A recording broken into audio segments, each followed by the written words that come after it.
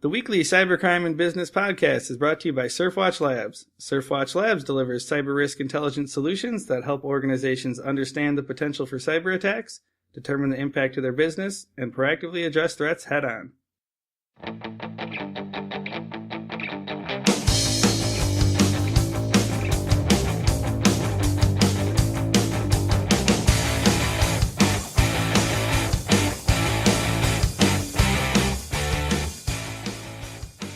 Hello, everyone, and welcome to Hack Surfer's Weekly Podcast.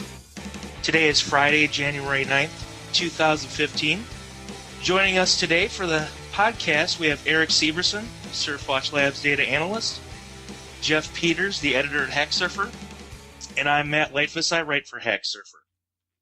A little later after the podcast, stay tuned for Jeff's interview with Raj Nagaratnam, an IBM Distinguished Engineer and CTO for Security Solutions. So, Jeff, I thought you could kick us off today. What do you want to start with topic-wise today for the podcast? Well, it's always interesting when we kind of start the new month because we get all the grades from Surfwatch Labs for all the industry sectors. So I was looking through all the report cards that they put out, and there was 4 sectors that kind of stood out to me in terms of having increased risk for the month of December. And those were entertainment, which got a F grade, consumer goods got a D-, utilities, and industrials both got a D+. So that means that those 4 sectors had the biggest increase in risk from, their usual level of risk. So I thought that was kind of interesting. I think a lot of the consumer goods and entertainment stuff is probably tied to the Sony breach and everything that's happening with that. But then also in consumer goods, we had what could end up being the first retail breach of 2015 with Chick-fil-A. And I think that was actually the most discussed story of the past week, wasn't it, Matt? Yeah, it was. By far, actually. It's for the last couple weeks, we've had new topics. As you guys know, Sony Pictures was taking up all sorts of chatter for everything. But about a week ago, Brian Krebs reported a breach, or a potential breach. It hasn't actually been found, but when Brian Krebs says that there's evidence, that more than likely it's true. But he found that this breach occurred from December 2013 and lasted all the way to December 2014, and it was just discovered not long ago. Chick-fil-A released a statement acknowledging that they learned about the breach on December 19th of 2014. And like I said, the investigation is still ongoing, and there'll be plenty of information coming up about it, but a lot of the particulars are not known at this point.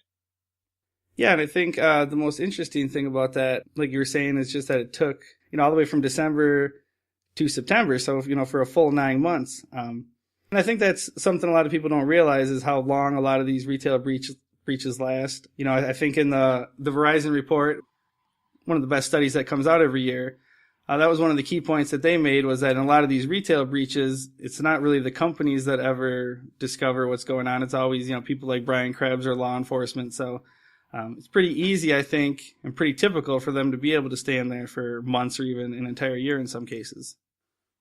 What I really don't understand at this point is, starting from December 2013, when this Chick-fil-A breach might have happened, that's when Target was happening, that's when all of these retail breaches started hitting the news.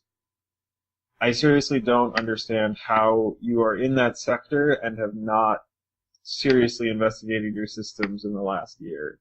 If people still haven't checked their payment systems, obviously there's great reason to. You should get it. Yeah, you would think that businesses would be doing that, but, with some of the breaches we see, it's pretty clear that they're not. I read a story, and I should have looked this up before the podcast, but it was a company, and Eric, you actually made a comment on it because of what the gentleman said about it. It was clearly like a British saying. I think it was something he referred to it as, it was as ridiculous as it really took the biscuit or something like that. But there was this card company that Moonpig. Yeah, Moonpig. Thank you very much. And it was like over a year. It was found that they could potentially be compromising all this data, and they didn't do anything about it. They knew about it. They knew that they had vulnerabilities, and they just essentially said, I don't care, and kept on going, and they were highly criticized for it. But this researcher warmed Moonpig twice over a year and a half and just waited and waited, and they never fixed their system, so he went public. And now they've fixed it, because apparently public embarrassment and shame is the only thing that half of these companies seem to understand. Be proactive about it. No reason to hide yourself in the headlines. Right. Yeah, so one of the other big stories this week was ransomware, a malvertising campaign spotted on the Canadian Huffington Post site, which was serving ads from advertising.com, which actually led to the Cofter ransomware, which ends up basically encrypting all your files and demanding approximately $300 in ransom. Another interesting thing it does is it actually searches your computer for any adult sites to kind of include in the note, I guess just kind of as an embarrassment thing. I think that's kind of interesting just because we've seen a lot about ransomware in 2014 already, and now we've got these new ransomwares coming out. CryptoWall 2.0 was also in the news. I don't know if you know anything about that, Eric? A little bit. I mean, it's a 64-bit program. It uses the Tor network to communicate, so it's a little harder to catch in the act and to do something about. But really, I guess what we're just seeing is a lot of ransomware. And as, for instance, the chip and PIN payment system comes into effect, and hopefully these point-of-sale systems become a harder target for attacks, that ransomware is one of the predicted avenues that all of this frustration could go into. Hackers aren't going to stop attacking when you harden your systems. They'll find something else, and ransomware is a fairly easy and effective way to do that. So we're concerned there may be more increases over this year as that happens. Yeah, and the interesting thing about, ransomware and extortion, when I was interviewing someone, they just kind of made the point that it's really the most direct way for a cyber criminal to get money. Basically you just, you threaten one person and get the money right from them, whereas a lot of these other things like stealing payment cards kind of roundabout and, takes a little more time and you got to sell the information you steal. So yeah, it will be interesting to see in 2015 how that ransomware trend sort of continues. But moving on, Matt, is there anything else that people were talking about this week? Yeah, I found a pretty interesting story, and it has to do with Chinese police using mobile Trojans to spy on the public. Incriminating evidence was found on a website for the Wenzhou Economic and Technological Development Zone's Public Security Bureau. That's a tongue twister.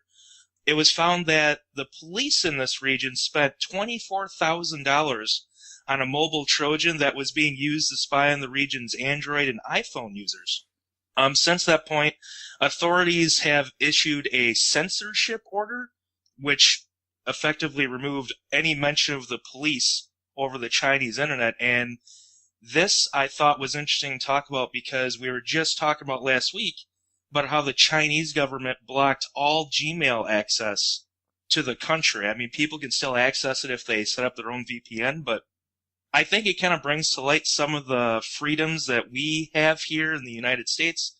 We don't really have to worry about this. We have net neutrality. We don't have to, not that we have evidence that this isn't happening necessarily, but you're not hearing about our police department spying on us through our phones and things. Well, except that this week the FBI stated they don't need a court warrant to use a Stingray device if it's in public. Which I'm interested to see what the courts have to say about that when they get to say so. But yeah, these Stingray devices that mimic a cell phone tower, basically man in the middle, attack any cell phone that connects to it.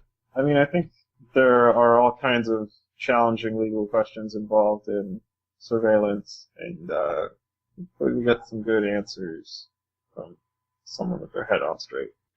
Yeah, and I would just add that, it's not just the Chinese that are buying these vulnerabilities. We know the NSA has bought vulnerabilities from different companies. And just this week, Kevin Mitnick, he came out and he's basically selling 0 days for $100,000 a piece, selling basically to whoever buys them. They don't ask what they're going to do with it. So I think there's kind of this, I don't know if you call it an underground economy, but there is a lot of this buying and trading of vulnerabilities going on that I think a lot of people don't necessarily know about. Didn't they say, when I was reading that, didn't they say that what he's doing is legal?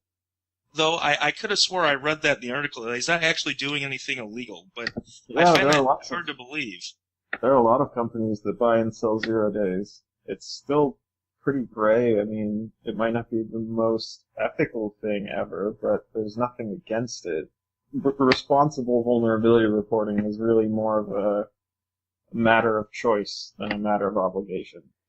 Yeah, and I think that's part of the problem that a lot of people talk about is, well, I think Google's done a pretty decent job with, compensating people for finding 0 days.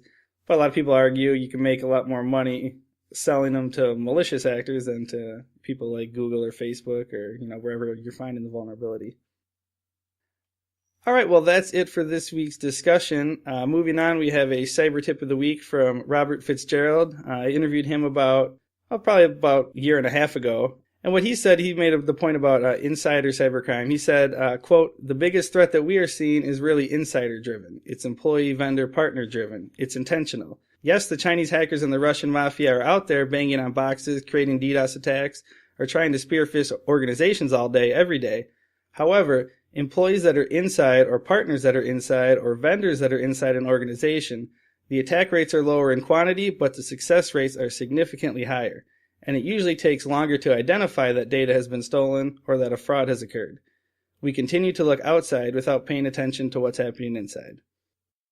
Good tip. Thanks everyone for joining us. Coming up now, we have an interview with Raj Nagaratnam, the IBM Distinguished Engineer and CTO for Security Solutions, and we talk about cloud security.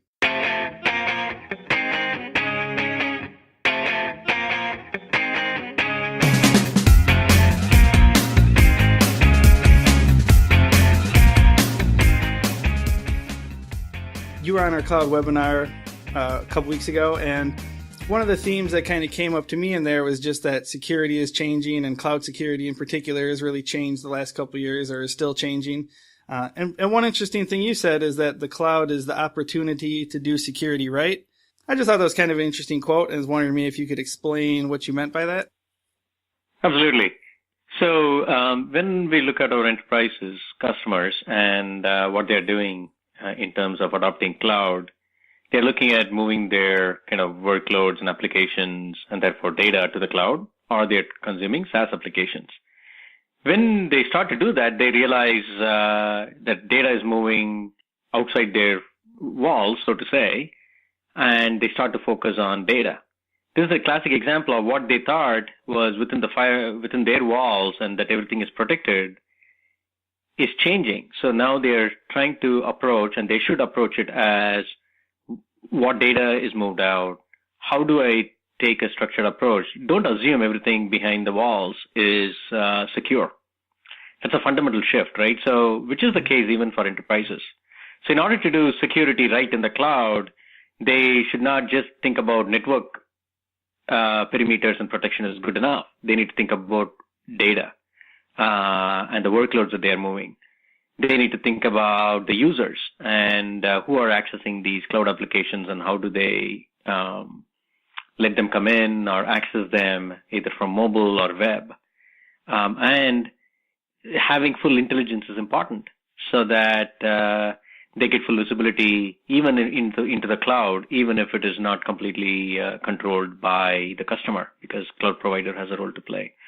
So taking approaches where they don't need to repeat the mistakes that they've done in the enterprise today, but take an approach that is risk-oriented, based on risk, will help them. I thought maybe it'd be interesting to take some kind of example of a business. I don't know if there's maybe a common business or type of business that you guys work with. What would be the first thing that business would have to do? Yeah, so what we are seeing, for example, I can take a few of our customers, can take a large hotel chain or a large supply chain company or a technology company. There are many of them. When they move to the cloud, what is happening is, it used to be the case where, hey, if it is security, it's a security team that handles it. It's a chief security officer's work, and the line of business and application team just worries about their apps. What is happening now is they're all taking a step back. They are refining their corporate policies about what is moving to the cloud and how do you protect it and what controls you need to put in place. So they're starting to do classification of the workloads that need to move to the cloud. If it is high critical workload, then maybe they will say, we are not mature enough to move there. Let's put some low risk workloads to the cloud. Maybe we start with dev test workloads to the cloud, or that has not so sensitive information to the cloud. So taking that step helps them work with the application team and the data team. So the CISO in this customer works with the CIO and the application team and the line of business to say, let's collectively come up with what this classification is. One of our customers call these swim lanes. They're saying, I'll build out an approach to deal with, say, 5 swim lanes. If it's highly critical, you're in swim lane 1. If it is so public, nothing critical at all, you're in swim lane 5, and within that spectrum. They work with each of the application teams and the teams that who are moving to the cloud and say, okay, tell me, what kind of data are you moving? Is it a regulated workload? Do you need to be PCI compliant? If so, they work with them to figure out whether it needs to be placed in lane 1, 2, or 3, if you think about it that manner, right? So through this exercise, what they're doing is they're identifying the risk, they're identifying the data classification, and then determining what kind of control should be put in place. Is user-ID password good enough, or do they need stronger authentication with biometric? Maybe then you'll be placed in lane 4. Do you need data protection, full encryption, and you need to manage the keys because it's highly critical workload? You'll be in lane 5. Or can you just leave the data and do some obfuscation, or even leave data as is because it's public, therefore you'll be in lane 1. So they go through this exercise in a structured manner to say what control they need, what level of data protection they need, and if they need for compliance or even from a risk viewpoint, they want to get full visibility, then they'll say, give me all events and logs and everything that's happening within the cloud so that I can have a security intelligence around what is happening in the cloud. Because if it's critical, I better know the second there is something anomalous happening, as opposed to if it's a public cloud, something with public information, not so critical, then I just need to monitor it. The urgency of resolving incidents may be low. So this is an example of what a customer is doing, a large financial customer is doing when they adopt cloud, and I start to see this pattern in every other customer.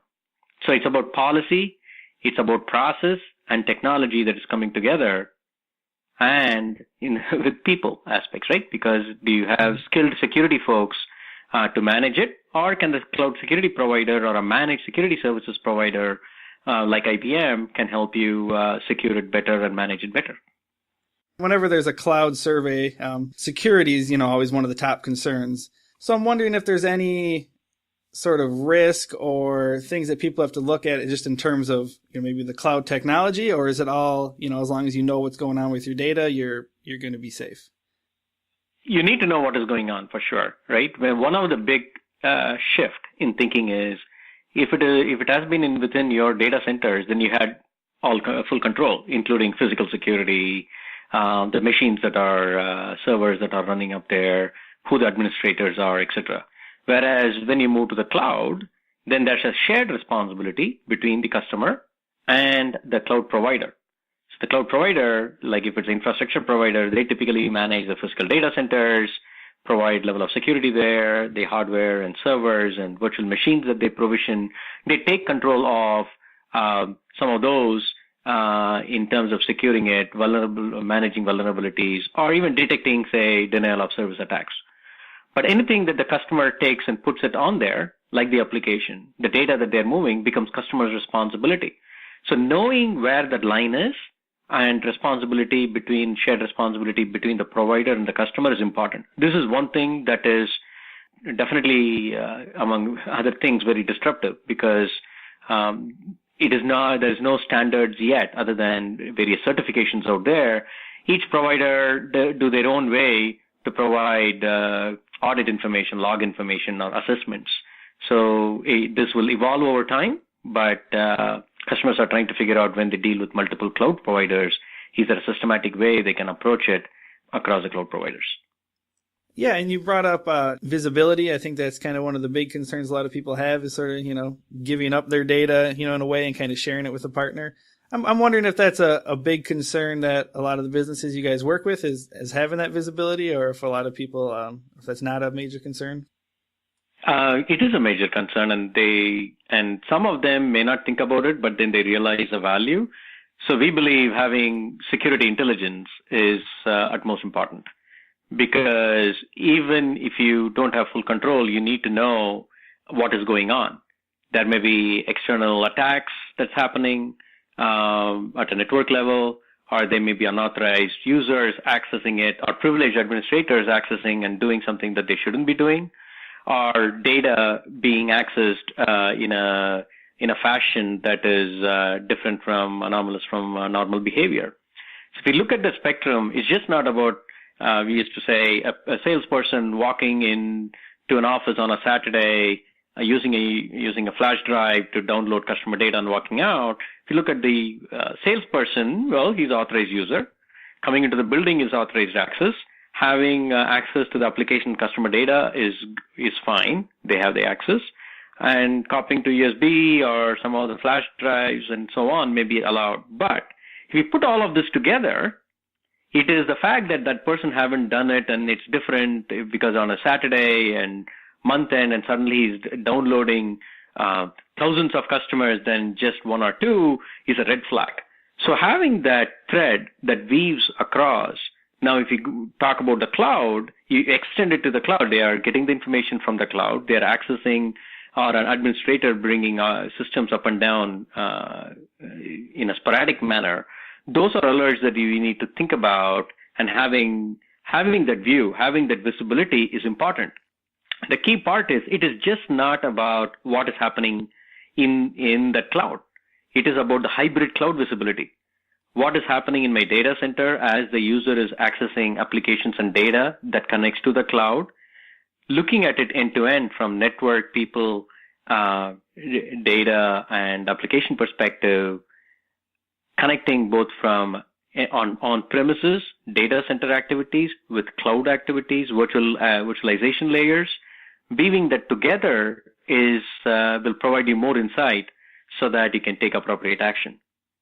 Maybe it's a dumb question, but I'm wondering, like obviously if you partner with someone, like IBM for your cloud services, like where does that responsibility lie? Obviously, I would imagine IBM provides some level of security, but then obviously the corporation themselves is doing some stuff. So I'm just kind of wondering how that partnership works. So the provider, in this model, there will be certain things the provider will do. For example, they will look at all their customers, what kind of network access is happening. If there is a denial of service attack to any of their tenants, they will kind of figure it out and alert you to say, hey, something is happening. But anything about, to say, the particular application changes or a data being accessed, etc., the cloud provider has no visibility and should not have and must not have that visibility because it is customer data. Mm-hmm. So there will be things that the provider will do, including physical access, who's managing their servers, the host and hardware that is happening behind the scenes, what are the processes that they use if an incident happens, what level of certifications that they have. So some of that will be a cloud provider responsibility. But anything that a customer deploys on the cloud, so if it's an infrastructure as a service, any application, databases and middleware that you lay on top of this computing environment is customer's responsibility. Or in a platform as a service environment, you're composing new applications on top of existing database services and others that the provider provides, in which case that application is your responsibility. So the line between the responsibility depends on what the customer do. So in this case, when customers come to even SoftLayer or Amazon, the providers provide certain capabilities, but then they work with us, our IBM security capabilities, to deploy a secure cloud access management solution so that they can authenticate users. And if they need stronger authentication, not just user ID password and biometrics and so on, then they use our capability.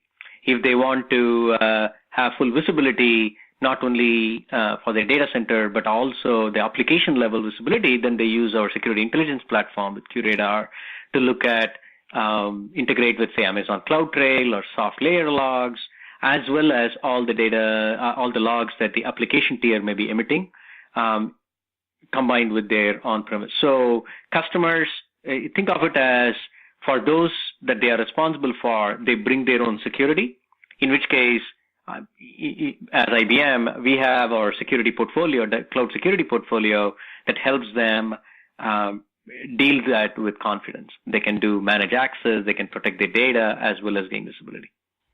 Like I said earlier, every time you see these surveys, everyone's always talking about how they're concerned about the security of the cloud. Just wondering if you have any insight into why that is. Is it just that it's something new and people don't understand it, or is there something else behind it? What is happening is, if you look at all, even in the X-Force report and in IBM's, we publish an X-Force report, and which look at trends, the attacks, and what is increasing, and so on. If you look at it, there are still attacks and data breaches even within a data center. So many of the recent data breaches are because of what happened. They were able to breach into a particular network and get access to the data, right? Or bring down a site through network attacking the data center. At the same time, there are also cloud-related, be it iCloud examples out there. There are others where data is lost in the cloud. So what is happening is much of this gets combined. If you look at data breaches, it's everywhere, both on-premise and cloud. It's just not limited to cloud. So having a structured approach to manage security, independent of where it is important.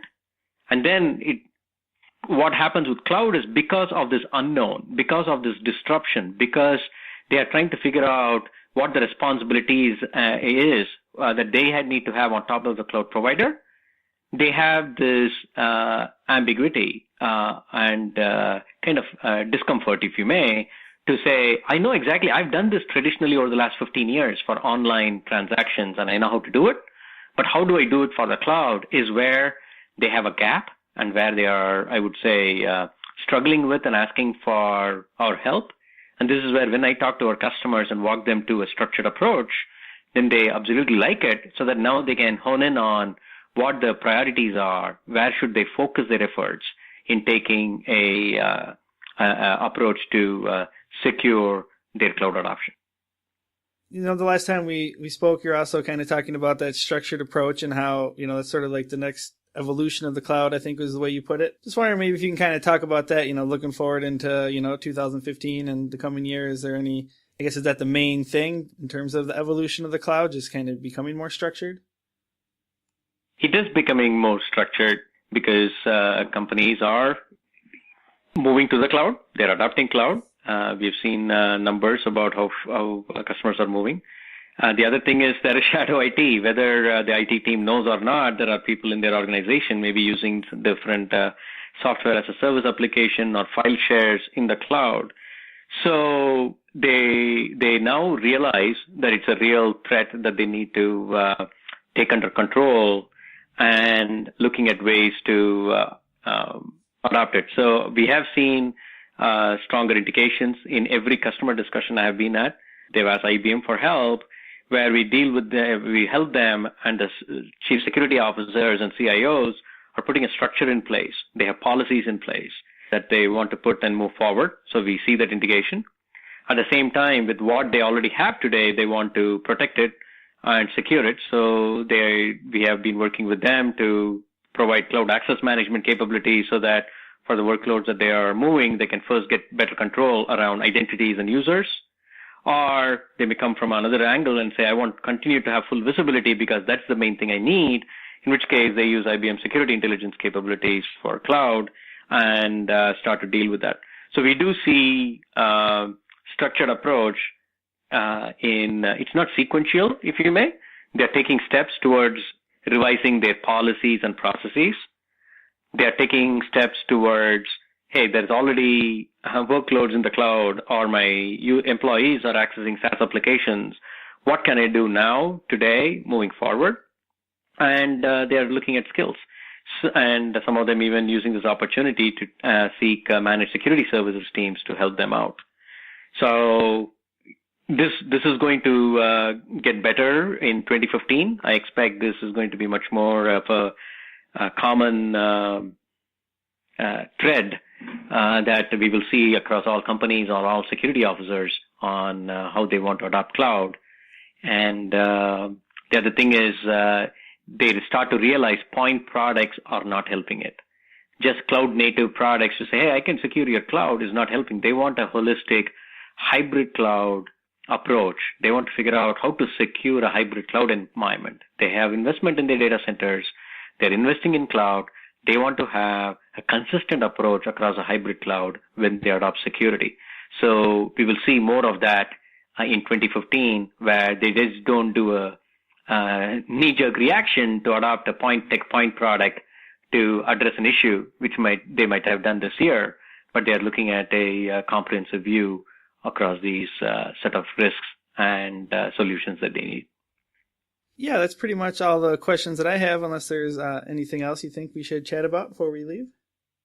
No, I think you covered all of it. Cloud is definitely, in summary, I would say cloud is an opportunity, like I had said earlier. It's an opportunity to do security right.